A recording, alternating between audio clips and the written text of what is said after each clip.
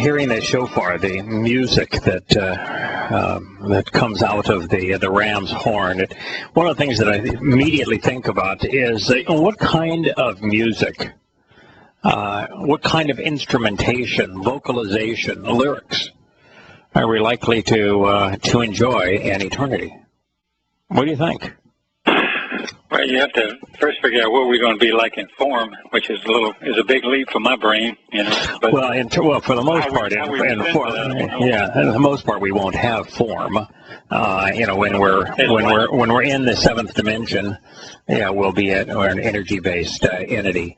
But since we will still be able to communicate, there's lots of ways to communicate. One of them is music. And the fact that Yahowah talks about blowing the shofar, trumpets, drums, that sort of thing, and his all-time favorite guy wrote lyrics to songs which he played with accompanied with music. It's obvious he likes music. Oh yeah. I would say that the type of music that you're probably going to hear are things that inspiring. I cannot hear a shofar. I've never heard a shofar yet being blown to where I do not feel uplifted or a sense of power. Yeah, empowerment, inspired. Yeah. And so that's the kind of we will have music that will make you feel something. Yeah. I would agree that heighten your senses, create a sense of expectation. It's the same with drums. Think about drums. You start hearing the beat of a drum, and it's like, okay, all right. You know, a lot of times, obviously, people realize this at some point because they have drums of war and things like that. But when you hear drums that aren't played like that, but are meant to inspire without projecting fear, it is inspiring. It is uplifting. So I assume that's the kind of music you're going to hear.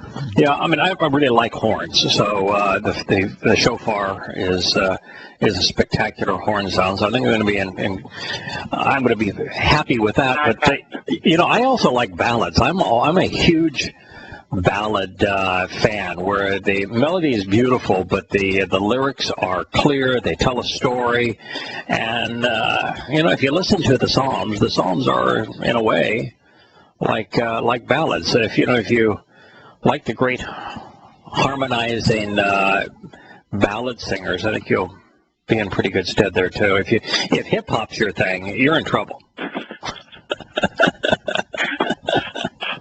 I want to shout out to Frank, our buddy Frank. He was playing the shofar last week. Checked in with him last week, and he's getting quite good. Oh, wow. Even the roots. Hip hop now. Blow it for me. If you're a fan of hip hop now, you might be in trouble. But where it comes from is different than what it is at this moment. Yeah, that's true. So at one point in time, it wasn't all about hoes and money gang banging and gang banging. At one point in time, it was a very uplifting. If you listen to early '80s hip hop, it is totally different. Yeah, it's kind of like rap. Rap can be interesting, can be used to tell a story. It's just that the vast preponderance of it is pretty derogatory. I was speaking, fairly derogatory. I was sharing an article that was written by a Nitsky aficionado yesterday, and the article was not only is God dead, the culture of the West, particularly Christian capitalism, killed him. And the article was kind of an interesting article, but the premise of the article, how many times have you guys heard God is dead? Well, all through the 60s and 70s. Yeah. What's interesting, it's always touted by an intellectual. And when I was writing back to Roy, I said, listen, I'd like you to read the article because I think there's some interesting insights by this atheist in the article. But on the premise of the article, God is dead. If God, then not dead. If God was, he is. And if not God, then God cannot be dead, because to be dead implies previously existing. So the notion of God is dead, no matter if God is or is not, is irrational. Mm-hmm. Well, consider if he's dead and Yah is his word, Torah is his word, etc., and Yahowah and so forth.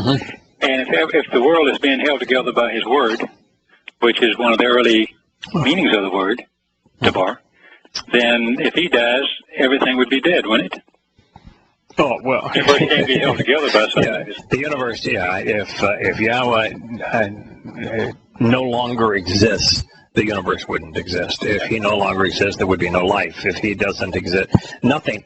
Everything that we know exists because of him. And the idea that someone that is capable of conceiving over a $15 billion a year experience from our perspective could have set it all in place and then somehow succumb is beyond absurd. One of the reasons it's beyond absurd is that no matter how many dimensions the universe is, and personally I'm convinced it's 6, and I'm sure that if somebody wants to debate that, I have no problem. Whatever floats your boat. Personally, 6 is the number that resonates with me. But no matter how many dimensions the universe is, let's say that it's 4. We know that it's a minimum of 4 with the 3 dimensions that we all understand well plus time. So we know it's at least 4. The universe could not have been created by a being that's 4-dimensional. It would be impossible. So the being has to be at least outside of 4. To be in the 4th dimension, to actually be fully integrated in the 4th dimension, which is time, you have to be an energy-based light form. Have to be. You cannot be in the 4th dimension, which is time, unless you are akin to light. And if you're energy, you can't be destroyed. So the notion of a creator God dying is impossible, because the creator God has to be at least 5 dimensions, and if you're only fully 4 dimensions, you can't die.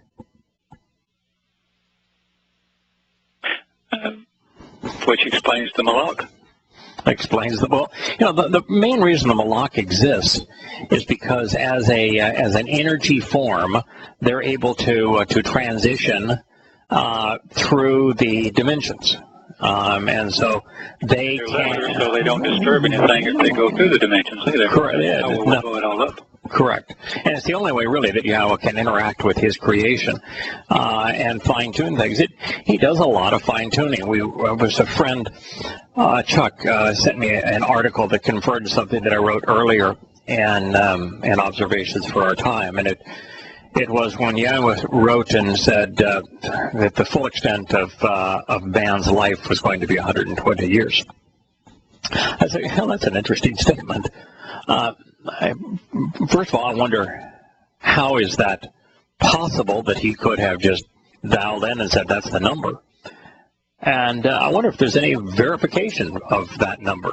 And, of course, I was sent an article by Roy that explains how the DNA can be switched such that any number, and the number right now is 120 years, that human life expectancy can be constrained to a certain amount of time. And how there's literally a switch. In fact, scientists right now are trying to figure out how they can manipulate that. And the big concern is that there is essentially an immortal cell within humanity now. In fact, there's actually the equivalent of 3 immortal cells within humanity. The female egg, the male sperm, and cancer cells are essentially immortal. We have cancer cells that go back hundreds and hundreds of years that are still being used and tested and that sort of thing. So the problem with man manipulating it is that a cell that continues to divide becomes cancerous, and the problem with the cancer cell is it can't convey everything that it needs and create the kind of structure with its rapid cell development that is stable and supportive of life. It's destructive of life. So it was interesting that there really is a switch, and that Yahowah can trigger. It's very much like evolution when we wonder how microevolution is possible and macroevolution is not possible. It's impossible that life emerged from inorganic material, and that it ultimately a cell of life was spontaneously created and then figured out how to replicate itself, how to find food, how to consume that food, how to use the energy from the food, and then live. I mean, it's survive in any environment. It's impossible. But what we've learned is that what we have thought of as junk DNA is really this capacity for our cells, our nature, to evolve, to deal with changes in the environment and the need to adapt. And so it was within every living creature was actually written into the process. That's why we can't evolve in a construct where the laws of thermodynamics apply and where information is lost when there's a mutation. We can still evolve because it was all written into the script initially.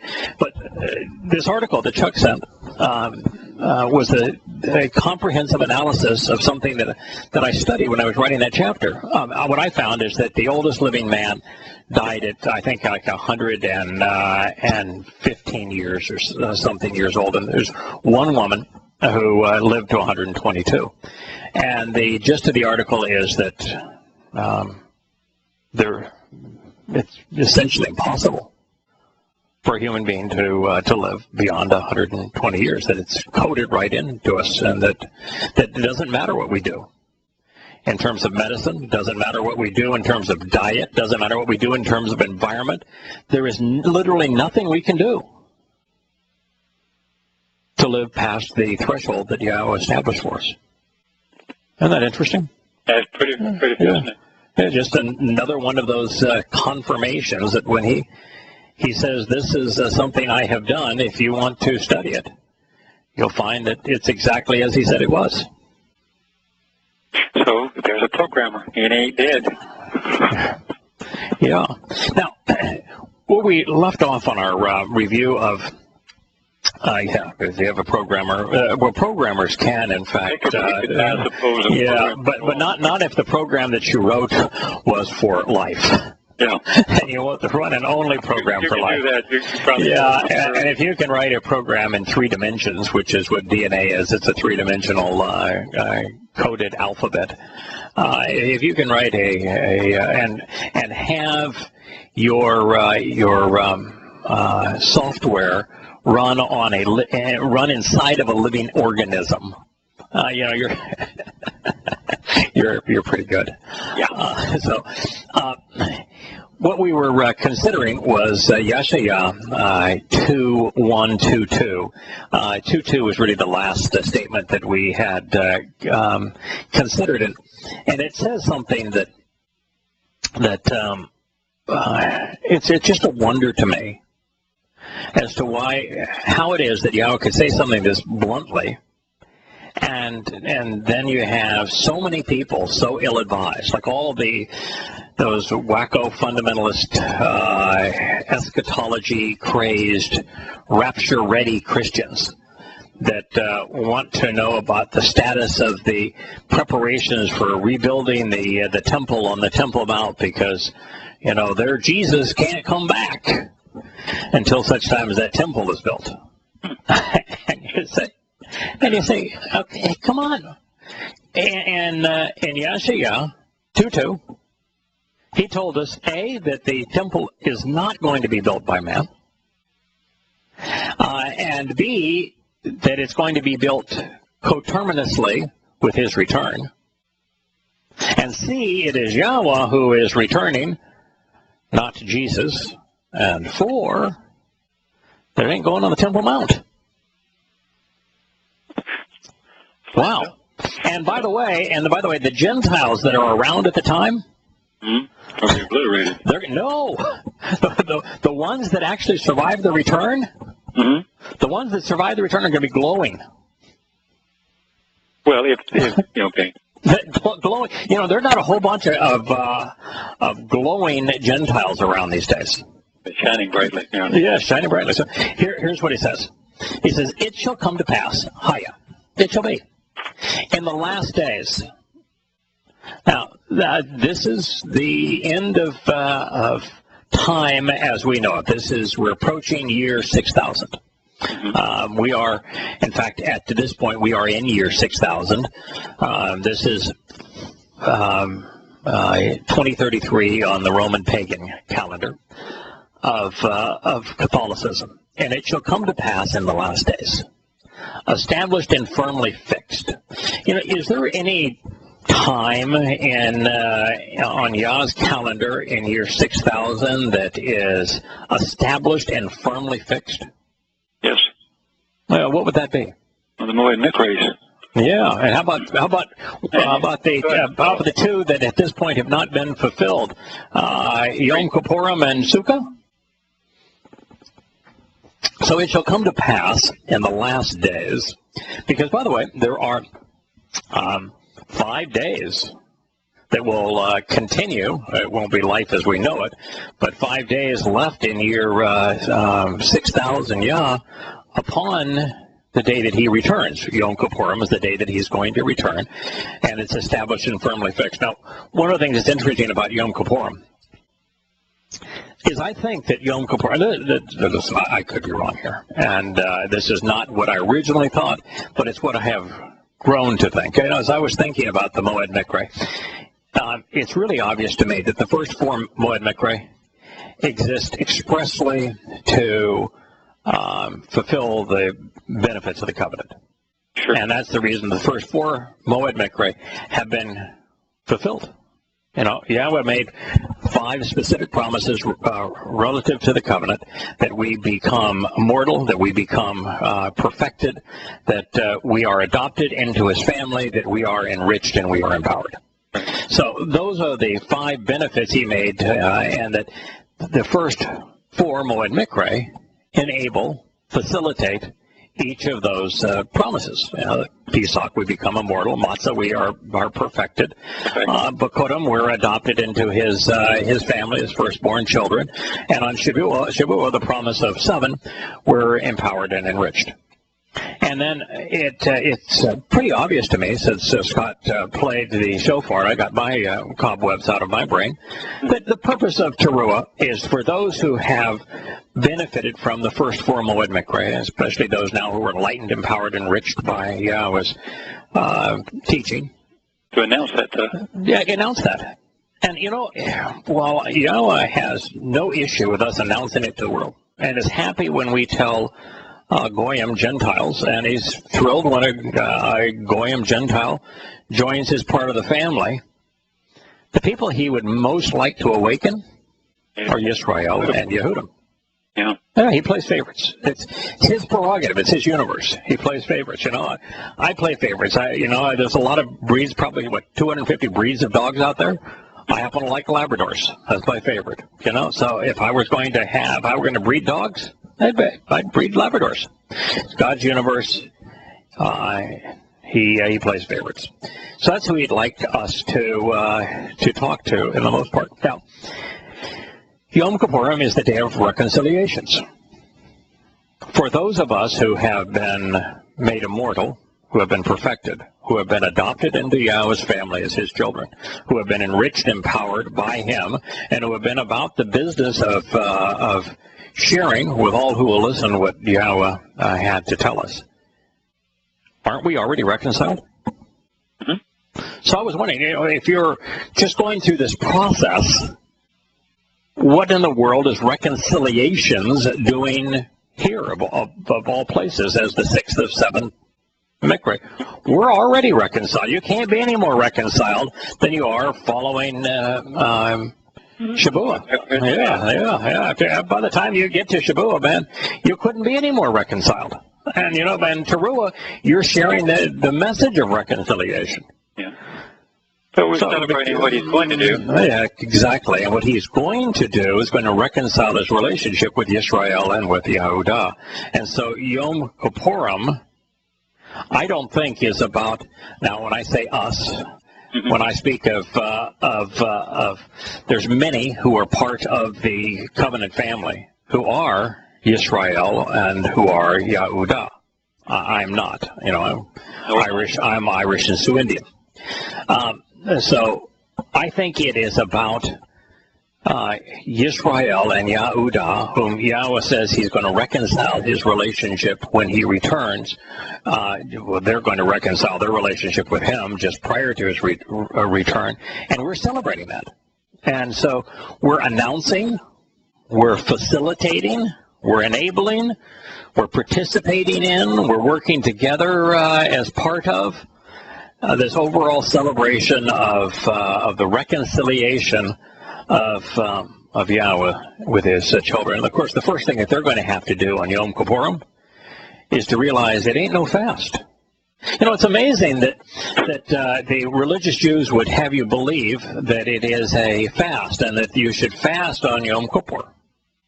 And by the way, it's Kippurim. It's always presented in the plural. Day of reconciliation. The reason it's reconciliations plural is that there's 2 reconciliations taking place on this day. One is between Yahowah and Yisrael, and the other is between the combined now Yisrael and Yahweh. Mm-hmm. So his family is no longer divided nor separated from him. But this notion of a fast, you'd say, well, where did you get that? I had somebody write me and said, that there are a bunch of Torah observers that say that, we're supposed to fast on this day. The prophets fasted and God blessed them for fasting. And my response was, we're supposed to fast on this day. Then can you please tell me why God didn't tell us to fast on this day? If God wants us to fast on this day, why didn't he tell us to fast on this day? I call it a feast. Well, it's actually not a feast. Not all of the 7 Moed Mikra are chog. He does use the term chog with many of them, where he calls them festival feasts. I don't think he specifically refers to Yom Kippurim as a festival feast, but he does designate a number of them, or refer to a number of them as festival feasts, as chogs, as parties. And clearly this is going to be a party. Just because he doesn't set the menu, to infer that means that we're supposed to go hungry, mm-hmm. is silly. Yeah, well, we want to weaken you. But did God give us any instructions on Pesach, on what to eat? Yes. How about on matzah as to what we should or shouldn't eat? Oh yeah. So if God, on matzah says, I don't want you to have any yeast. Yeast. Do you think that if he on Yom Kippur didn't want you to have any food, he was capable of saying, "Oh, by the way, I don't want you to have any food"? Sure. And on you get to Shavuot. I mean, the instructions on the meal for Shavuot are as long as your arm. I mean, it takes good part of a day just to figure out what the symbolism is of all that stuff. And so, if God wanted you not to eat, don't you think He would have said so? Yeah, I think he would brought up the fact that he wanted. He's a very good communicator. Yeah, pretty good. And the second thing, of course, is when you reconcile a relationship, is that a good thing or a bad thing? That's a great thing. Yeah, have you ever heard of a relationship being reconciled that was they slapped somebody when they... Yeah. So, my wife and I had a little spat the other day, and do you think that when we decided, it probably wasn't worth fighting over, that do you think that the way that we resolved it is to give each other a good punch in the gut? Hardly. And so the day of reconciliation, religious Jews want you to celebrate by afflicting yourself.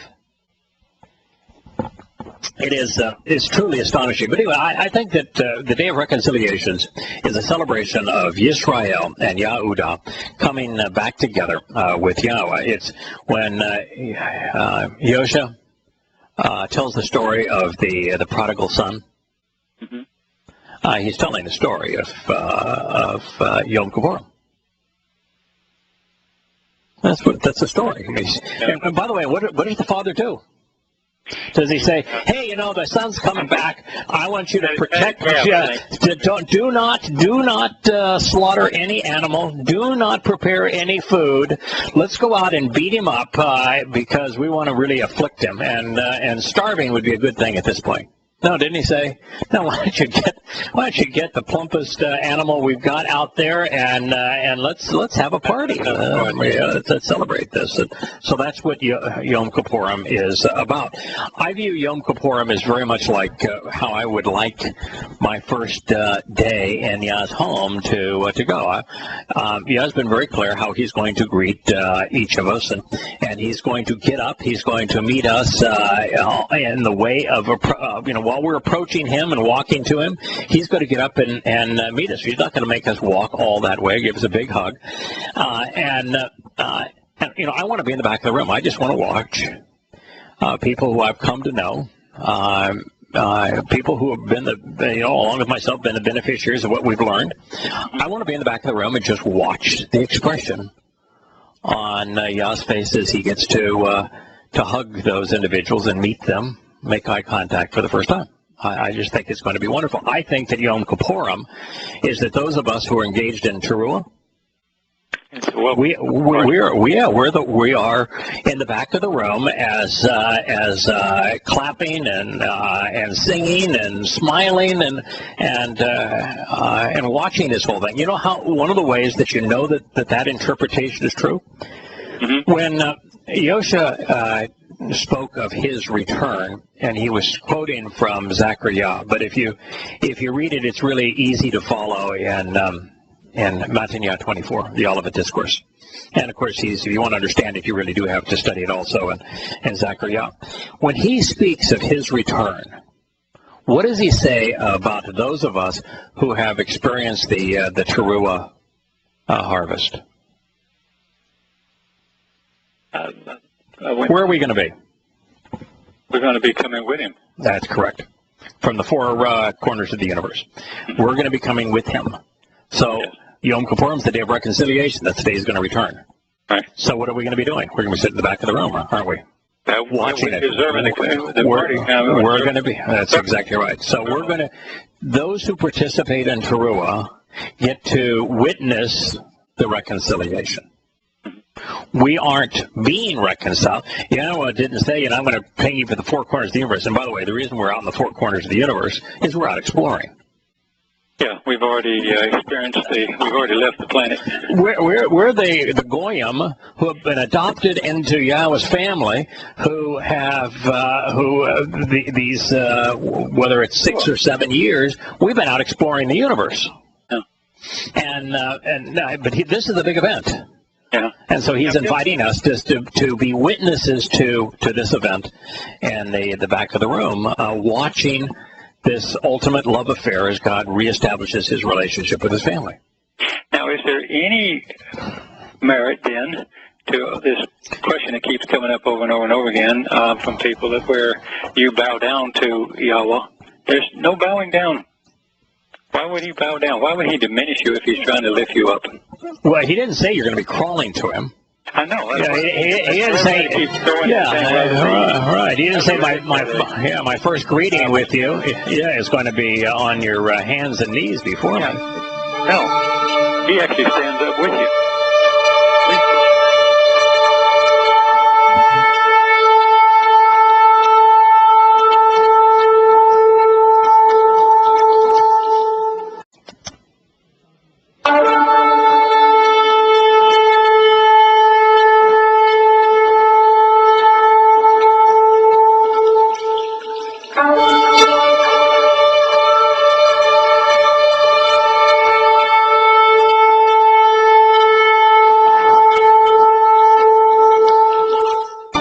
The Weather Channel on at the far side of the room where I'm sharing this program today, and it just dawned on me. You know what the name of the hurricane is that's they're calling the great monster. Yeah, it's Matthew, which is based upon Matanya, and Matanya means the gift of Yah. That's from Nathan, which is the Hebrew word to give, and Yah. So it's the gift of Yah.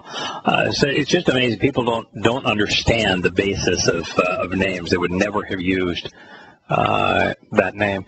It's an interesting storm, though, of course, in that it was deadly as it passed over Jamaica and Haiti and the far eastern tip of Cuba, and then over some of the islands in the Bahamas. And as I've watched the track of it go up the coast of Florida, and it's right now off the coast of Jacksonville, where our buddy Larry lives, it hasn't come ashore. It just looks like it's staying maybe 10, 20 miles offshore.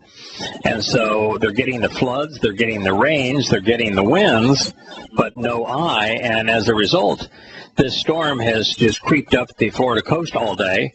It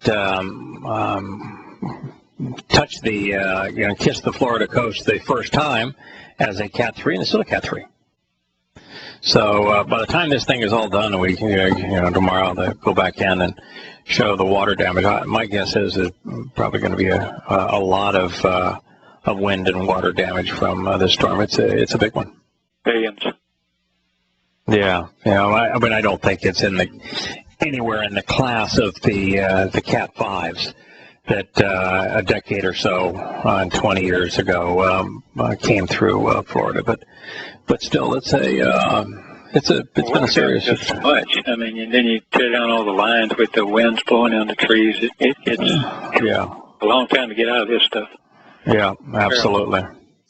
Absolutely. So here's the story that Yahowah said. So it shall come to pass in the last days, established and firmly fixed, completed and enduring, the house, the family, Bayeth. Is there any way to determine when you're translating Bayeth, whether you should translate it house, home, or family? Is there any, when you're just reading the Hebrew word where this says it shall come to be in the last days, established and firmly fixed, completed and enduring, Bayeth Yahowah? Is there any hard and fast rule that says that should be the house of Yahowah, the home of Yahowah, the household of Yahowah, or the family of Yahowah?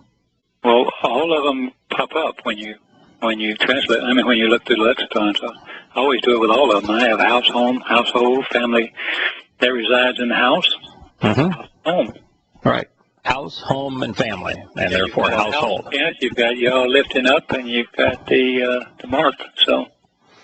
Yeah, there's only 3 letters that comprise the name. It's the TH is the mark. The Yod is the hand of God. So we're reaching down. Yeah, and the Bayeth is actually the letter was drawn in the form of a house or home. So the trick question, and you've got the right answer. The answer is no. if you one over the other and eliminate the other. Right. If and house, home, and family are slightly different concepts, all related, but a house is the building. Right. The family resides in the building, and when the family is in the building, it is their home. So they're related concepts, kind of subsets, if you will, of one another. And is there any other thing that might be important when you're looking at Be'ath? Is there another word in Hebrew that's closely related to Be'ath? Maybe just add one letter to it.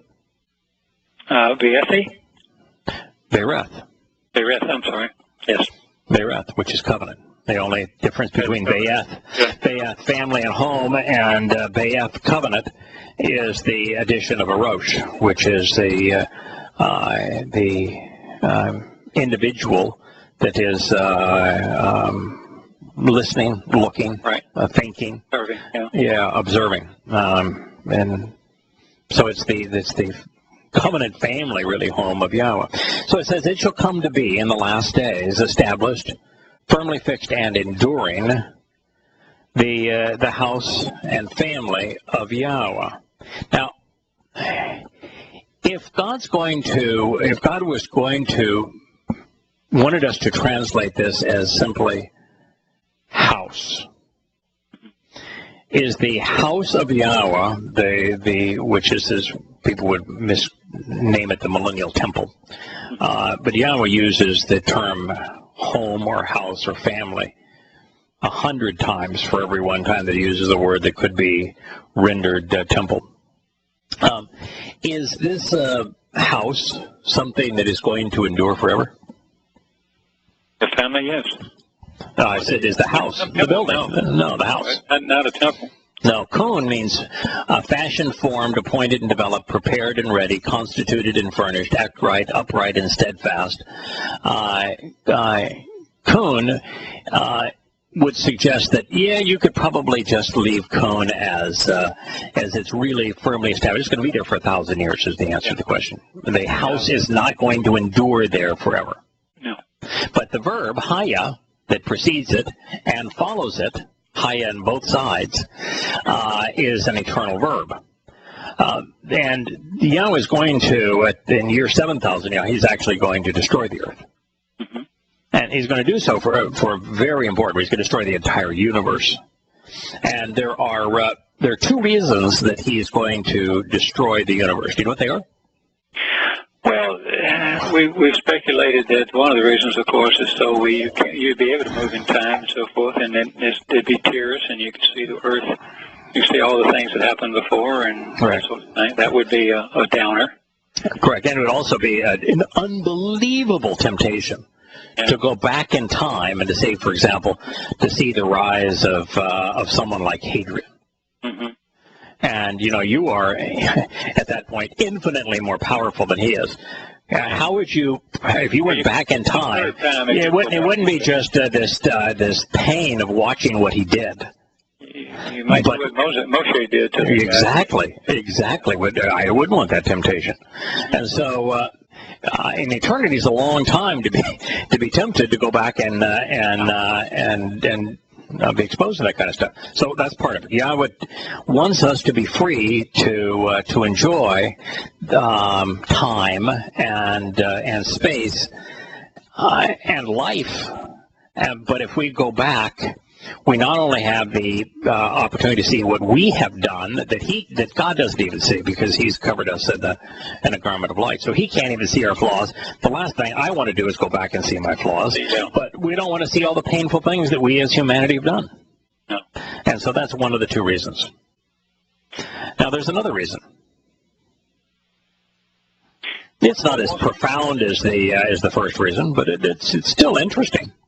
Well, he's going to build a new heaven and a new earth, as English translations go. And, So he wants to build something without that's not flawed. Right. Have you ever? Well, I don't think that there's got to be flaws in what you do. There's got to be chaos. There's got to be ways for things to go wrong. Otherwise, it'd be like we talked about in the break. Oh, well, like playing golf and shooting, and shooting an 18. Because they even get a hole in one of the par fives. That I wasn't talking about flaws or like chaos in building like evolution. The second reason that he's going to destroy this universe is because he wants us to share in the experience of witnessing his creation of a new universe. And I think he's doing that not just because of the fact that anything that I've ever done where I've built a home, the first thing you want to do is share it with those you care about. And when you share it, it's a lot more fun than just the process of building, in particular building your own. But beyond that, I think that since Yahowah is a teacher by nature, he is extremely interested in us learning about the creative process, because I think that we're going to be empowered to go off. Oh, yeah, to go out there. If we want to go out and create, we talked again in the break. I want to create a beautiful golf course. I mean, it's low on my priority list, but I think it'd be fun to do. And if we're going to go, and I would love to see if I can improve on the platypus. I'm going to set that a very low threshold on life forms. I want to see if I can improve on the platypus. So I think by witnessing creation, we're going to be we'll be able to learn what the right things to do are. And of course, we're all going to have a perfect copy of Yahowah's instructions, his guidance written inside of us, his Torah. So we're going to be well informed as to what we can and can't do, and not can't by the sense of there's limitations, but there have to be some sets of instructions, because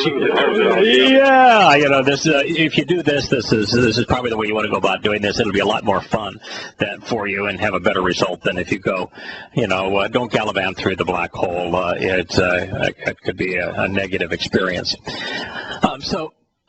The house of Yahowah is not going to, that he reestablishes here, is not going to endure forever, but the family that he establishes here will endure forever. So the house and family of Yahowah existing, Haya, in proximity to, this is Ba, within, the vicinity of, among, but it is, by the way, it is Ba, not all. All would be upon. Ba is by, with, and it's a proximity to preposition. The summit of, the first and foremost.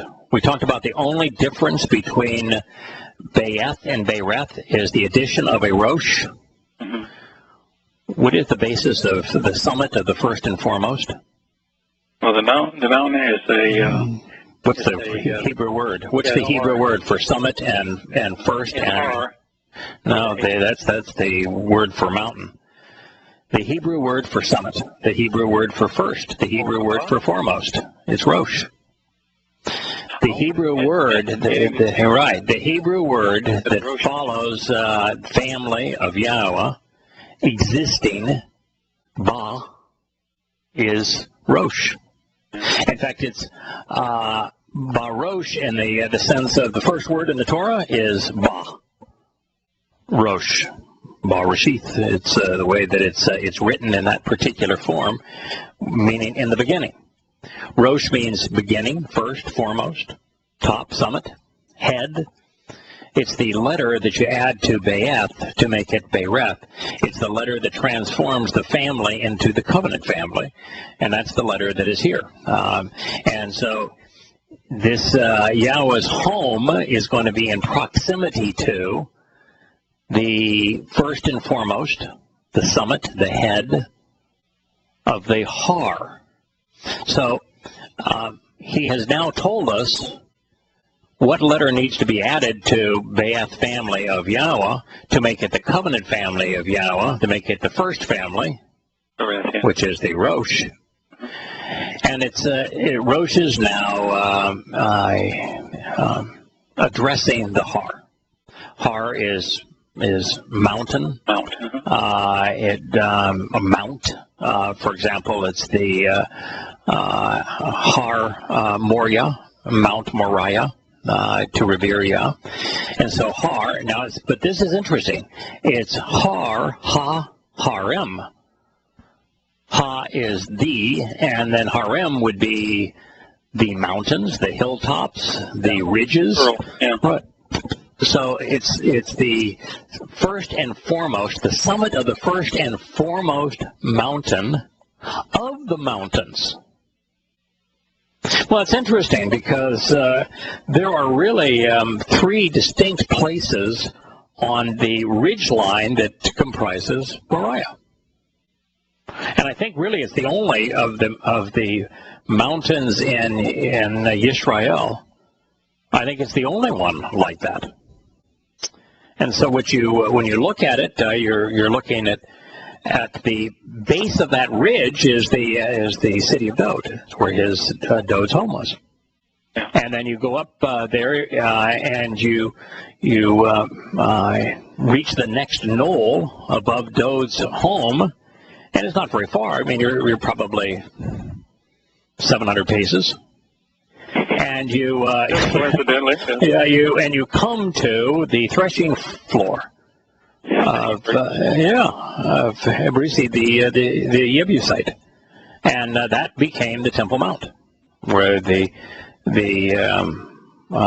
first house of Yahowah was established by Dod and built by his son Solomon.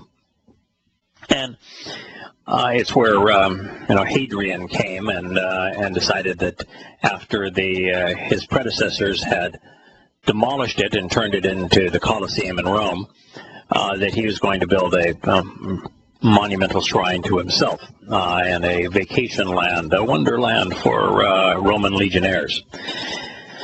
But another 700 paces up the ridgeline of the foremost mountain of Yah, Mount Moriah, you come to the summit of the mountain. It happens to be the only place along the most contested, the most desirable ridgeline in the world that nothing is built. The summit of Moriah still has nothing on it. It's just amazing. Well, I've seen it since you brought it up. I mean, it's really quite that's amazing. Yeah, you look at that picture. You look at Google Earth, you'll see it, or you can look at it from photographs that are taken of it. There's nothing there. And one of the interesting sights, of course, is you can see the summit right above the escarpment that's called the face of the skull, Golgotha. The skull. I've stood there. It's you have to actually go into to a very, very scary area. It's the Jerusalem bus station and the parking lot of that, which is in a heavily concentrated Muslim area outside the Damascus Gate. And when you stand in the parking lot of it, and you at that point better know Yahowah, or your life is at risk. Your life is at risk. But you can look right at that escarpment there, and the skull face is still obvious. I've seen a gazillion pictures of it subsequently, but you stand there, look at it. There's a skull face there. That is the place, and you're standing right above. At that point, you're standing right above the limestone niche that was carved into the rock beneath where Yosha's upright pillar was for Pesach, and you realize that is where you're standing right upon the spot, right above the spot where Pesach was fulfilled, and right below that is where the earth cracked and the blood of the sacrificial lamb dripped on the arm of the mercy seat.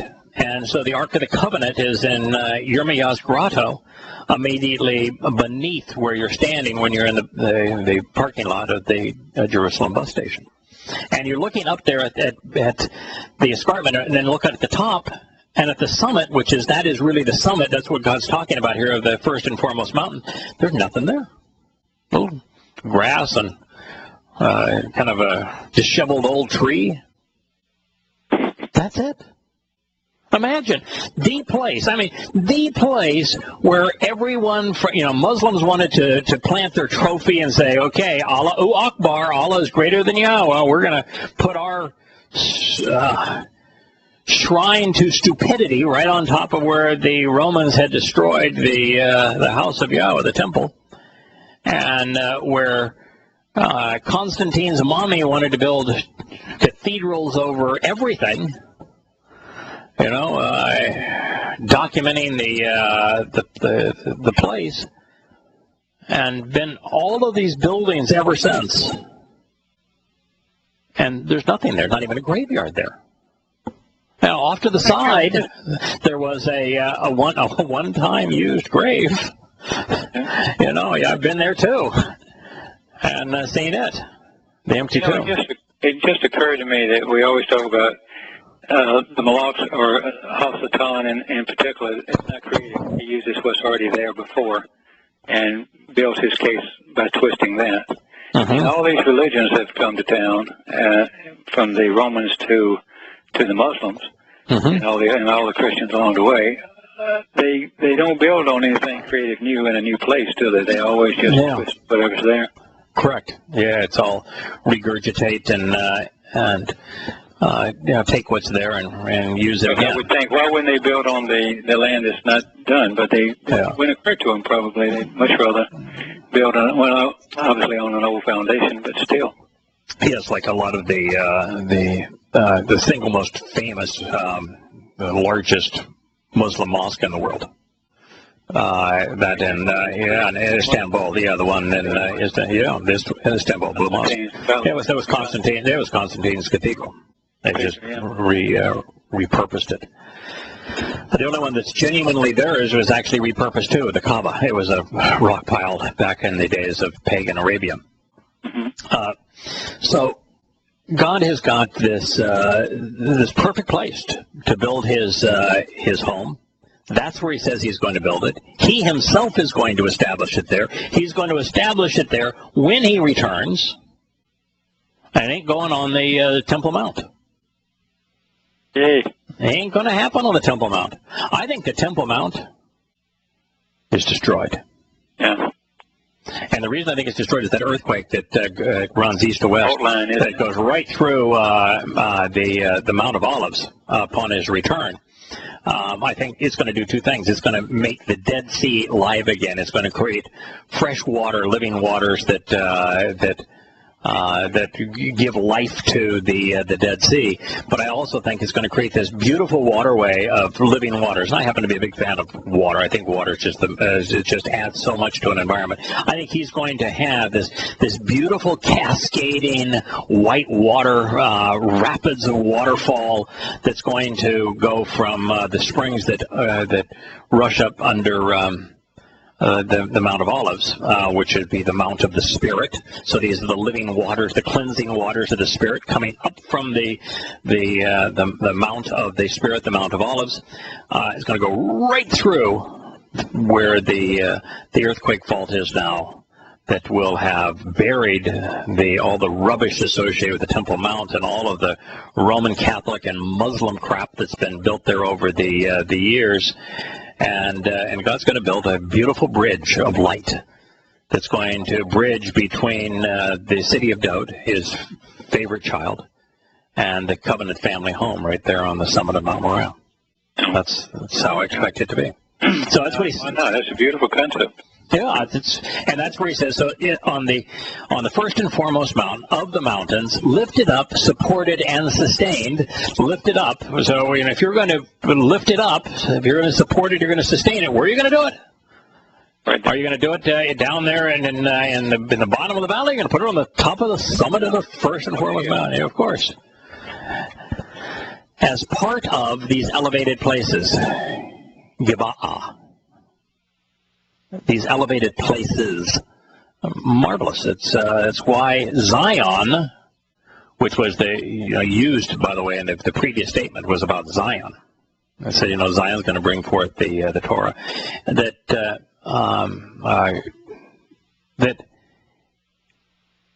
these things are all part of what of what God is establishing here right on Zion, which is the Zion are the 3 steps along the ridge line of Moriah. And just as a thought, too, 3 is a really important number. I must have misspoken in our last program because there was some influence that I said that 10 is the number of empowerment, and no, 10 is not the number of empowerment. 10 is only an important number, and that it is, there are 10 statements, but the 10 statements are comprised of 3 plus 7. Right. 7 is, of course, the most important number. That's the empowering number. That's the number of Yah. And by the number of Yah, that is the completeness of Yah. Yah is 1 plus man 6 equals 7. So God with his creation, with his covenant family, is God's idea of perfection. That's the completeness of God, if you will. But 3 is an important number. Like, for example, there are 3 sets of 40 Yobel that comprise Yah's calendar. Right. And 3 is important because father, mother, and child. Right. That's a family. He's talking about the family of God.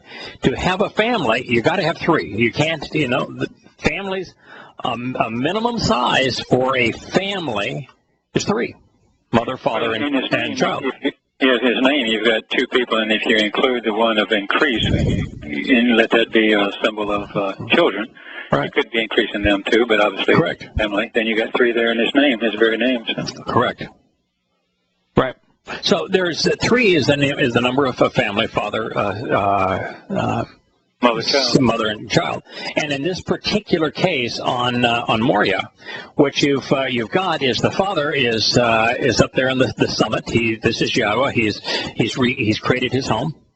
His favorite son is on that same ridgeline. That's the city of Dod, the household of Dod, and running right through it now is the set-apart Spirit. Yeah, the flowing waters of the Spirit coming right out of the Mount of Olives. Yeah. So I think that there is a 3 that is in concert with what we're seeing here on Mount Moriah. Then it says, so then every Gentile shall flow forth with joyful countenance, beaming with happiness, and shining brightly over this. Well, the interesting thing is, the only Gentiles that are going to be around to see this are those that are part of the covenant. Yeah. I mean, that's it. Well, I could be mistaken, and I don't want to set this as fact. We know for fact that those of us who are adopted into the covenant and who are celebrating Teruah and who are the beneficiaries of the Teruah harvest, whether that's in 2026 or 2027, that those of us who are doing it, we're mostly Gentiles. And by the way, you can be a Yisraelite Goyim. Sure. Yahowah refers to Yahowah refers to Yisrael as Goyim quite often. Yeah. So it is possible, and it's not a bad thing necessarily to be a Goyim if you're one of these Goyim, which are one of these Goyim is one of those that have been adopted into the family and has returned with Yahowah on this day. We are light, man. We're watching this from the bleachers, right? And we are ecstatic. So every Gentile that's come back for this, we're ecstatic. Now the point I was going to make that I can't say is absolutely reliable is I wonder on the day of reconciliations when this is now at the conclusion of 3.5 years of what let's just call it the Great Tribulation. There's 3.5 years of into it, and then heading into it. You got the Magog Wars and that sort of thing, and then that midpoint on Friday the 13th in year 2029. You got Apophis that hits. You got the side of Carne Viejo, the volcano that creates the great tsunami. You've got the nuclear exchange. It's a really bad day. And then the Toralist one imposes his edicts.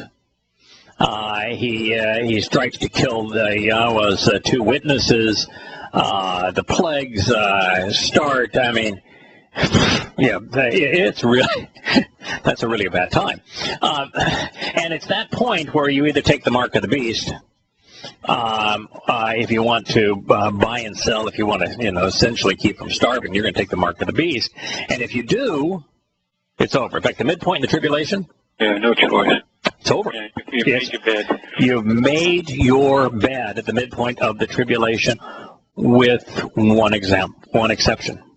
Midpoint of the tribulation, Yehudim are not all yet reconciled unto Yahowah. Yehudim still, and Yisrael still have that opportunity. Gentiles, no. It's over. And so I'm not sure there's going to be any living Gentiles that survive his return. I think all these Gentiles are those of us who have come back with him. Yeah.